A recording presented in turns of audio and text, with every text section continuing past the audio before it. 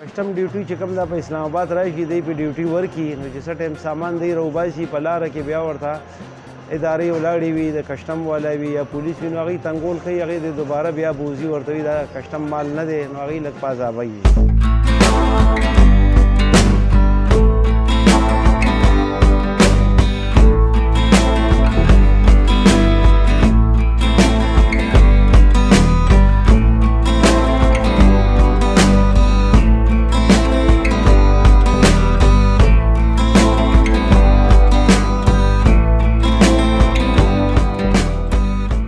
کې ورکشاپ ته شوکت استاد مې نوم دی جي سن 78 نه موږ دلته راننوتي یو دي شوبې ته نو دا شوبه چې موږ کوم مشرانو خبره کوله چې دا کابل کې یو کپني وه شوبه نامه یې وه دا هغه کپنۍ لاری به دلته راتلې شوبه بازار دا شوبه بازار د هغې نه جوړ شو چې دا لاری به ودرېدې بیا دلته کې پکې مصریان راغه هغوی پکې کار چالو کړو جاپان ګاډو کار چې کوم چالو شو نو دا سامانونه د دوبۍ نه راسټارټ شو جاپان لندن وغیره څومره ملکونه چې څومره دي د هغې نه دوبۍ ته راځي دوبۍ نه بیا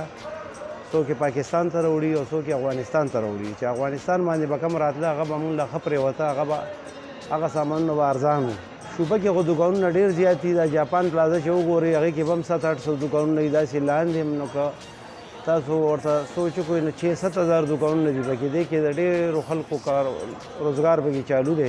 دلته کې هم استعمالیږي او د بهر نه چې کوم ورپسې خلک راځي د ضلعو نه هغوی موړي څوک یې واپس پنجاب ته وړي څوک یو سایډ څوک بل سایډ ته سوات ته دې خوا